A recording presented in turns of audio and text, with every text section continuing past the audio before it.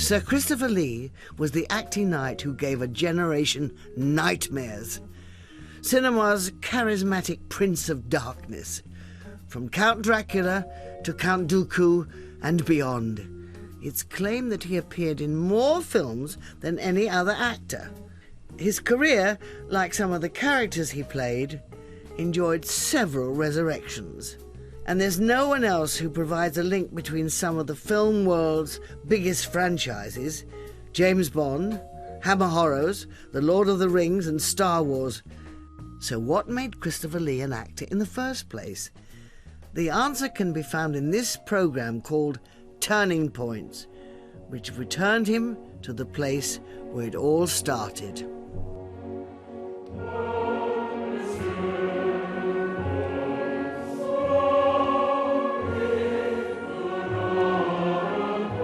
This is a very familiar room to me. And I haven't been in here for 49 years. But I will never forget this room as long as I live. This is the dining room of the Italian embassy in London. And in 1946-47, I think it was 46, the Italian ambassador to Great Britain was my cousin, Niccolò Carandini, Count Niccolò Carandini. He sat there at the head of the table, naturally, and I sat here or there, I can't remember precisely which, but close enough to have a conversation. And it certainly isn't an exaggeration to say that it was right here that my entire career as an actor actually started. Just looked at me, and out of the blue, he just said, "Have you ever thought of being an actor?" I looked at him and I said, well, no, I don't think so. No. He said, perhaps when you go away, you might think about it. There was no sudden lightning flash or thunderbolt at the age of 11 or 12 which suddenly came into my mind and said, that's what you're going to be. No. My mother, incidentally, kept on saying, why are you doing this? It's crazy. It's a competitive world. It won't be any good. They're telling you you're too tall, you're too foreign looking. Forget it, give it up, do something else, a steady job. The more she said this, the more the people said to me, we can't use you because you have no experience, no name. And the more I was determined to prove they were all wrong. So for the next 10 years, between 47 and 57, I did every single thing I could find. I literally worked in the theatre, I swept the stage, I did the prompting. I played tiny parts, sometimes slightly bigger. I did weekly repertory. I worked in films literally standing, carrying a spear. And finally, I was offered a part worth playing. And in fact, not just a part worth playing, but a part which, such a wonderful role, that you really would have to be a very bad actor to ruin it. The mark of the wicked, evil, sadistic, cruel Marquis de Saint-Évremond in A Tale of Two Cities. And that's really where my career, my real career as an actor started. I had 10 years of very hard work and all the background needed so that when the time came, I was ready. There were, of course, other parts after that which kept coming my way, not quite the way I expected it to happen. There was, of course, the Hammer period when I played some very strange characters. I always call it my graveyard period. One of the best pictures I've ever been in, one of the most delightful, is A Feast at Midnight. And I've made 237 pictures.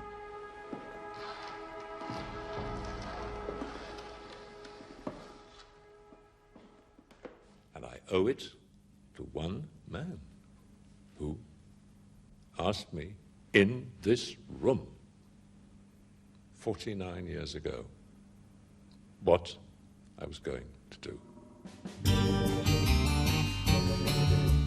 It was, of course, as a Hammer horror star that Lee became internationally recognizable. He played Frankenstein's monster and the Mummy, but as we shall see, Dracula was the role with which he would be forever linked. He was rightly proud of the response to his dark and brooding portrayal of Bram Stoker's character, but eventually played the part 10 times and grew increasingly tired of the shadow it cast over his career.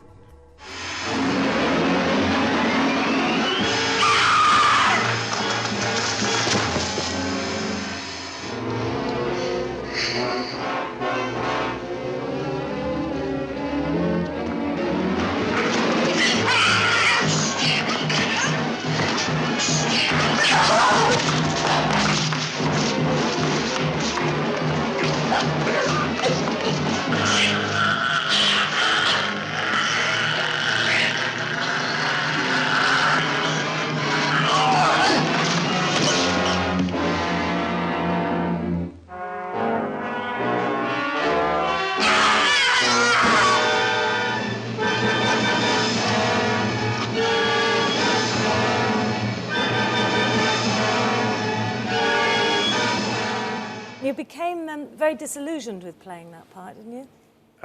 Yes, I did, because the first picture, what you saw just now, clip from it, was in some respects fairly close to the book.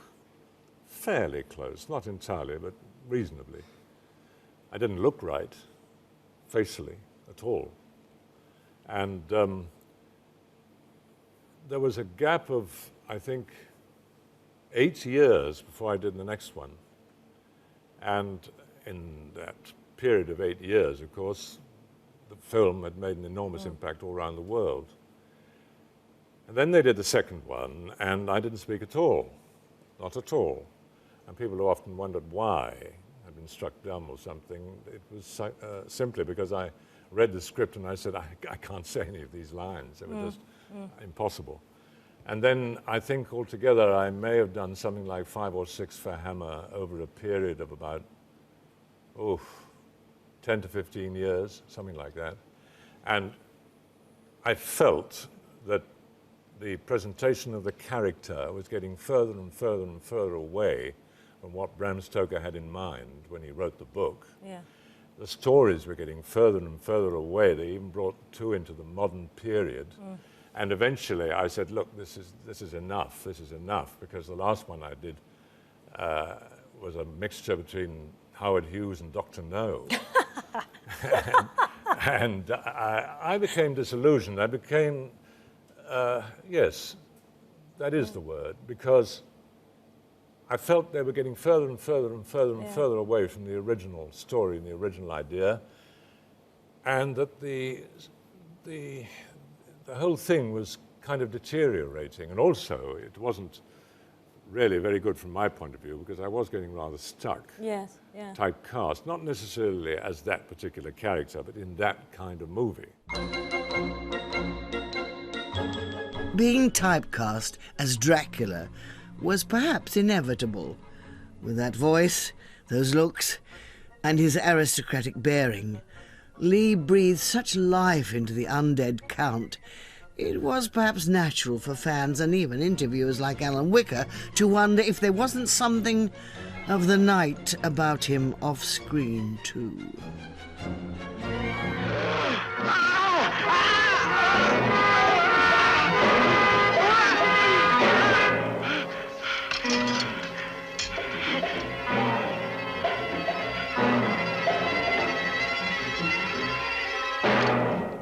Unhanding himself from something that'd go through fire to get at him, Christopher Lee, who's played every major horror character from a mummy to Rasputin, a long charnel house career in Transylvania, which you might think would spill over into life in London, SW1. Oh, not at all. Not in any way whatsoever. You mean personally, from my own point of view? No, not at all. Naturally, I'm recognized by people in my private life, but it's entirely to do with my professional life. I'm thankful to say there's no other effect. What do you think is the major appeal of horror? Why are we drawn to it? Principally, I suppose, escapism, because it's utterly unlike our real lives, which I suppose today are inclined to be perhaps humdrum. I think that this particular kind of film gives you a jolt, an emotional jolt. You can help you to blow off steam, an emotional safety valve. but principally escapism into a world of fantasy and unreality and the weird, which I think we harbour within all of us, a basic, perhaps subconscious love for things that we don't understand and don't know. Many people, of course, see all horror movies as decadent and unwholesome and dangerous. Oh, I think that's absolute nonsense. I don't see in what way they're dangerous. Catering for the lower instincts, really. I don't think so at all. No, I think if a person is already unbalanced, and I think they're very much in the minority, one is always talking about a majority audience, obviously. I think if a person is already unbalanced or has perverted habits or thoughts, perhaps this might, on occasions, push them over the edge slightly. Otherwise, I think it's just a question of the audience going to be entertained and they enjoy it. I don't think it does them any harm at all, particularly the kind of film I've done, because they really do know in their heart of hearts that in most cases, in the films I've done, it can't happen.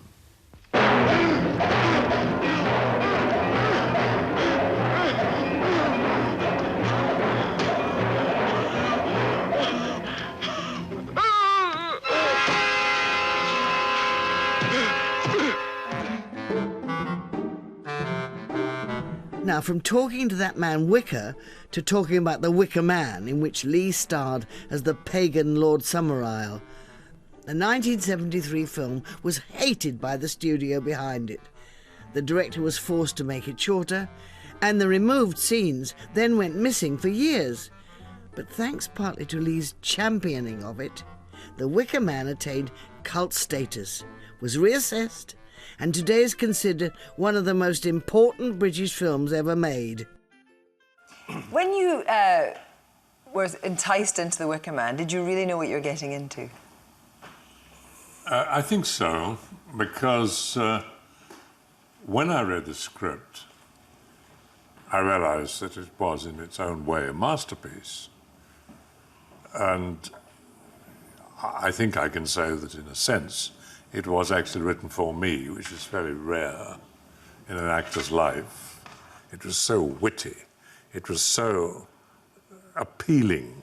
I defy any actor not to accept that role. It's the best picture that I've ever been in. I don't say it's the most successful. I don't say it's the most important. I simply say it's the best film I've ever been in. It's not a horror movie. It's been described as the Citizen Kane of horror films, which I think is nonsensical, quite frankly. It's not a horror movie. It's a horrifying film, because there's a great deal of laughter and love and romance, eroticism, joking, everything in it. Everybody's charming. That's what makes it so alarming at the end, rather like Rosemary's Baby.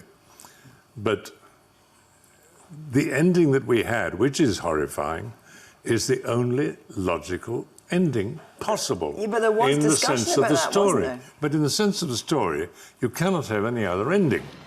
You came here to find Rowan Morrison, but it is we who have found you and brought you here, and controlled your every thought and action since you arrived. Principally, we persuaded you to think that Rowan Morrison was being held as a sacrifice because our crops failed last year. I know your crops failed. I saw the harvest photograph. Oh, yes, they failed, all right. Disastrously so, for the first time since my grandfather came here. The blossom came, but the fruit withered and died on the bough. That must not happen again this year. It is our most earnest belief that the best way of preventing this is to offer to our god of the sun and to the goddess of our orchards the most acceptable sacrifice that lies in our power. I'll never forget when we saw the film, the first time in the projection room, British Lion. I went up to the office of the managing director of British Lion and he said, "What do you think of it?" And I said, "Well, you know, I think it's a magnificent film." I said, there's a lot of stuff missing which I would like to see back, personally. And he looked up at me. He didn't get up, of course, when my wife came into the room. And he said, "I think it's one of the 10 worst films I've ever seen." There was a kind of a built-in negative approach, which, if carried to its conclusion, would have meant that the film would never have been seen, ever, by anyone. For years, Christopher Lee held his view that The Wicker Man was his most significant film. And then in 1998 came Jinnah, which saw him cast, controversially in the eyes of some, as Muhammad Ali Jinnah, the founder of Pakistan. This year, I was in Pakistan for 10 weeks, and I have played, and the film will be coming out beginning of next year, in the process of post-production now. I played the founder of Pakistan, the first Asian head of state, the man who gave his life for that nation, Muhammad Ali Jinnah. And that is your best role, do you reckon, at this stage? Certainly the most demanding, certainly the biggest challenge, with the greatest responsibility, because there am I, in Pakistan, in front of his people, in the country he brought into being, in front of them, playing the father of the nation. You couldn't get anything more demanding than that. Was it controversial in any way, though, amongst Pakistanis on Only the casting side? Who was the one? One newspaper called The News. I'm not sure if this man was simply a journalist or whether he was the editor. I really don't know. But from the very first day that we arrived in Pakistan and started filming in Karachi, he attacked the entire film, the production, the producer, the director, the cast, the crew, and me. He literally kept it up and tried to get it into other newspapers, many of whom wouldn't go along with it. What was his motive? Well, he kept up this smear campaign for about 10 weeks, and this was picked up by the press, of course, all over the world. Am I the right person? Am I fit to play him? Because I played a vampire in films. Can Dracula be well, exactly. a national this is hero? silly. If you're an actor, you're an actor, isn't it? It is silly. And they also, incidentally, you might be interested to know, apparently I've done sex films, which I wasn't aware of, but that was also brought out. And I should be arrested and deported, and so on. Goodness. Oh, yes. And the producer was attacked for being anti-Islam, anti-Muslim, anti-Jinnah, and he's the most distinguished authority on Jinnah and Islam in this country, if not in the world. The director was attacked, the other actors were attacked.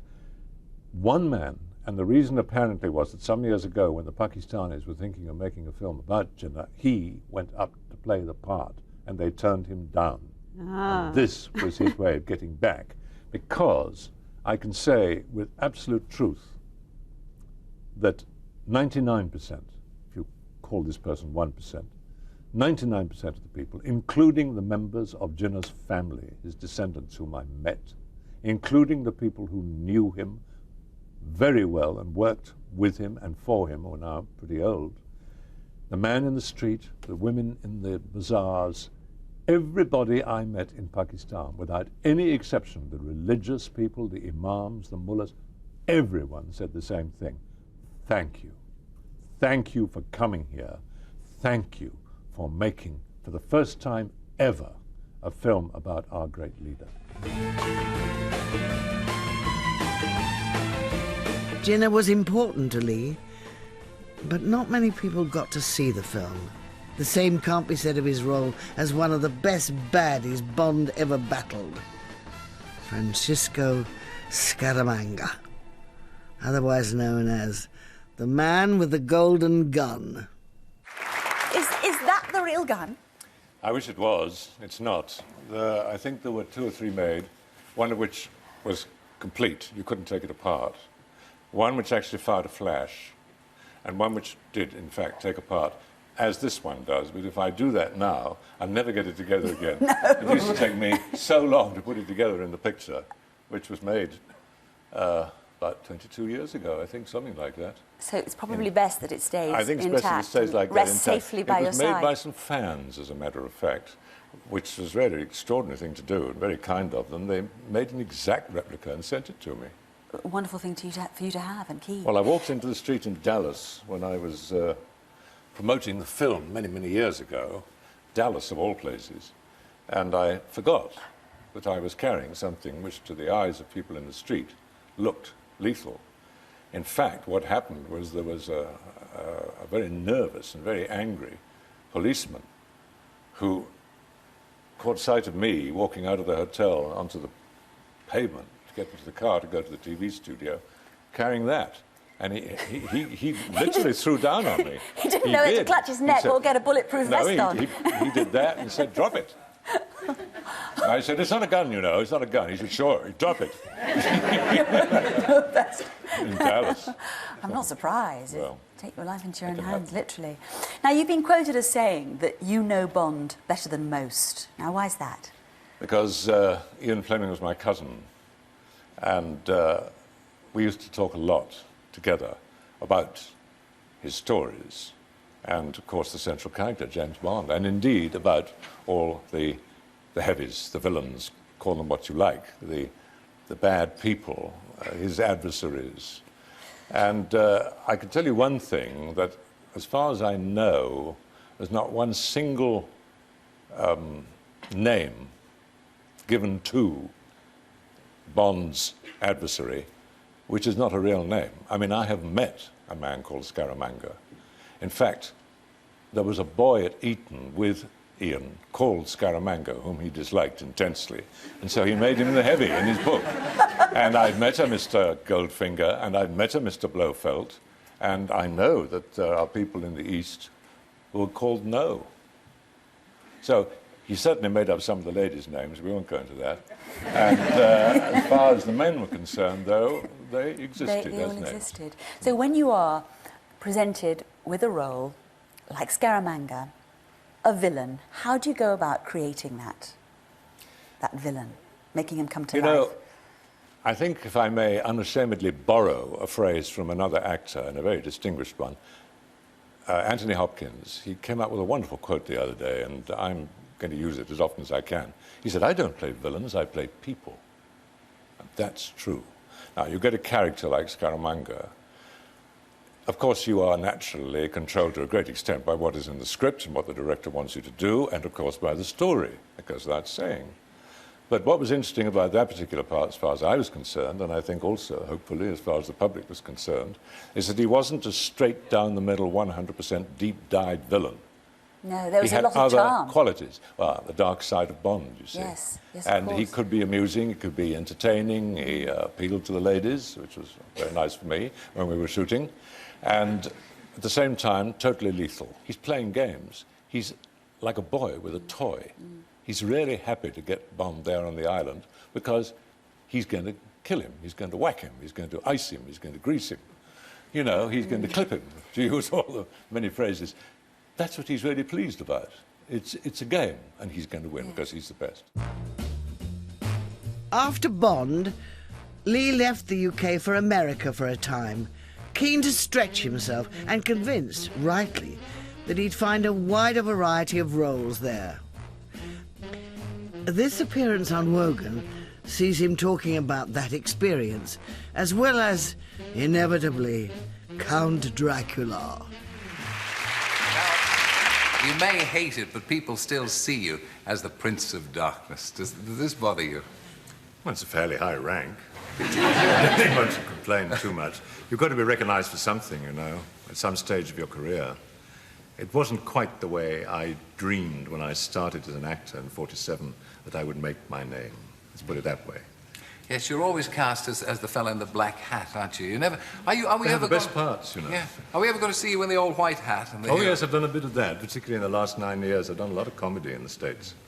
You did Saturday Night Live, didn't Yes, you? I hosted it, Because yes. we had Pamela Sue Martin who did that as well. Yes, I hosted it with the late John Belushi and Dan Aykroyd and Bill Murray. All of them, understandably, have gone on to become very big stars. And also the girls, of course, Gilda Radner, Lorraine Newman, Jane Curtin, and so on. It's the most fantastic experience I think I've ever had in my life, and I don't think I've ever been so terrified as I was before I went on. It's an hour and a half. But they recognise your ability to do comedy, which not too many people have they? I mean, Well, I think if you're going to be a real actor, or professional, whatever you like to call it, you must possess a degree of versatility, otherwise you're not going to last very long, are you? Obviously, after some of the characters that I'd played over the years, people found it a little difficult to believe that I could play comedy. But in America, at Paramount, for instance, I did a picture called Serial, in which I played an American businessman, a headhunter, a very hard man, and at weekends he was the head of a gay Hells Angels gang.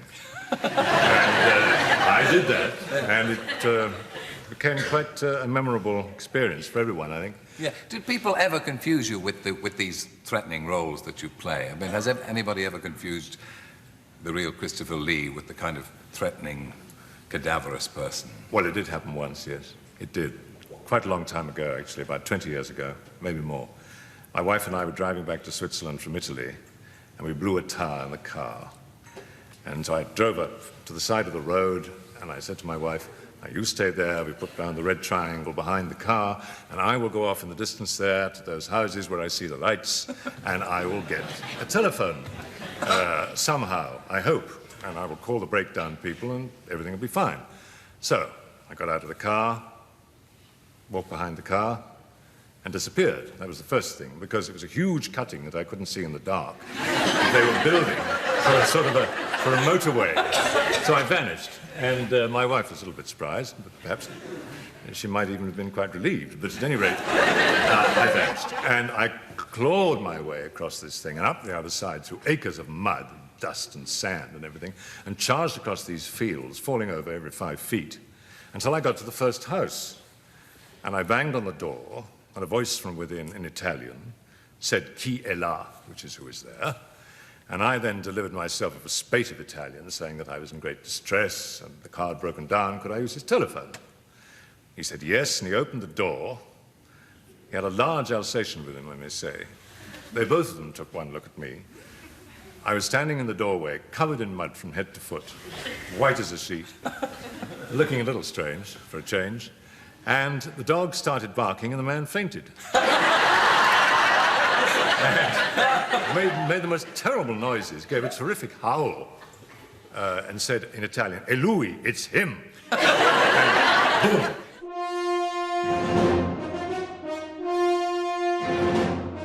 He'd never shaken off the association with the vampire count. But a new generation of fans know Christopher Lee for two entirely different villainous characters. The wizard, Saruman in Peter Jackson's Lord of the Rings series, and Count Dooku in George Lucas's Star Wars prequels. Here he is discussing his new notoriety in 2002. Have you enjoyed playing these roles as much as the audiences have clearly enjoyed watching you in them? Yes, of course I have, because I've been very fortunate in the last 18 months or so to 2 years, insofar as I have been working amongst the most important directors in the world. So to be chosen as a member of the cast for these productions is in itself a privilege. So then, in taking that vein then, how did you approach the role of Count Dooku? It's a strange-sounding name, but I have since discovered that the word Doku is Japanese for poison. George Lucas may very well have known this, for all I know. And he's a lethal character, there's no question about that. Very polite, very sarcastic, but lethal, rather like the character I played in The Man with the Golden Gun. He is a Jedi, with all that that means, immense power, vast knowledge and ability, all of which you see in the film, of course. He is a disillusioned Jedi. He is not happy about the way things are going in the Republic. And so he leaves the Order. And, well, a great deal of the film, of course, devolves from that. Basically, you could say he becomes a servant of the dark side of the Force. And the Force, of course, is this energy that binds the galaxy together. In terms of the films that you have done, and generally in terms of the film industry, I mean, do you think that films can and should do more than just, you know, fill a 2-hour gap in people's lives? Oh, yes. You cannot possibly exaggerate the power of the screen. It can be uplifting, it can be encouraging, it can be moving. It can also be nauseating, disgusting, dangerous. Does it make you feel better that in a movie when good wins out in the end? Is that the way it should be? Well, I've practically always in my career lost in the end. Good has triumphed, if you like, practically always. So I think it's a fairly straight black and white situation, if you like. There is the power of the cinema to influence people to the point where they say, it isn't a good idea to try and rob a bank and shoot up a lot of people, because in the end, you're going to pay. What are your beliefs?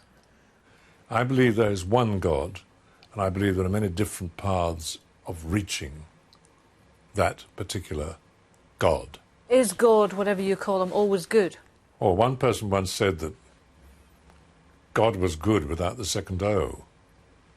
And another person also said the devil was evil without the D. Do you believe in the devil? I believe that there is the force of evil. I said just now, the force. Now, the force, technically, is the energy that binds the galaxy together, I mean, in the Star Wars sense. May the force be with you. In other words, may God be on your side. That is what it's supposed to mean. If the force is against you, or you misuse it, that is the dark side. It's interesting, though, isn't it? Because the Jedi belief system, if you like, has been adopted by millions across the world as a religion. I think in a recent census, so I believe. It was declared. Yes, so I believe. They people felt actually gave their religion as Jedi, which I'm not sure that was accepted by the American government. What do you think of that? Well, it shows you the impact of the screen, doesn't it? Well, you have now reached the age of 80. You've been acting for 50-odd years and working for longer than that. Does the word retirement feature in your vocabulary at all? No. What would I do?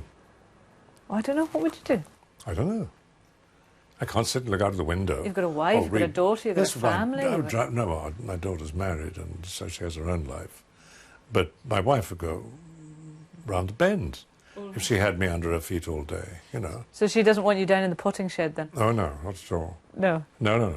I mean, you can't live a life like that. It becomes claustrophobic. But people do, no? I know. What the question is, how many of them succeed?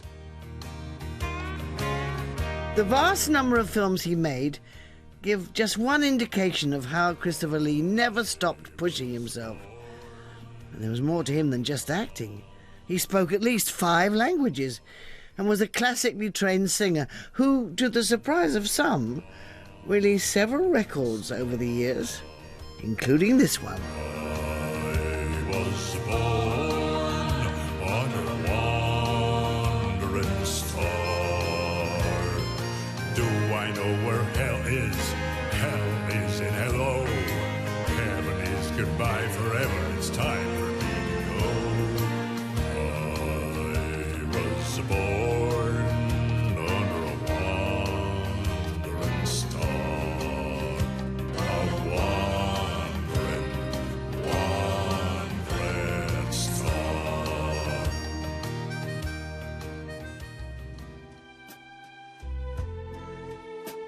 When Sir Christopher Lee died in June 2015, aged 93, the superlatives flowed like the blood of a vampire's victim. He was described as one of the cinema's world-class villains, a titan of gothic horror, a master of the macabre. But let's end with some self-assessment and a clip from 1997 where this giant of British film gives his own verdict on his life and his formidable body of work. Now, if you had one sentence to encapsulate or sum up your life's achievements, what would it be? As an actor, you mean? As an actor, as a person. Well, as a person, I suppose he did his best. I'm sure I'm not the only person who would say that.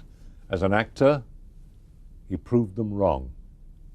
Because so many people who said, he's too tall, he's too foreign-looking, he doesn't play comedy, he can't do westerns, he can't do this, he can't do that, he can't become a stuntman, he can't do this, he can't do that. I've done it all, I proved them wrong. And that, I must say, gives me a considerable degree of satisfaction.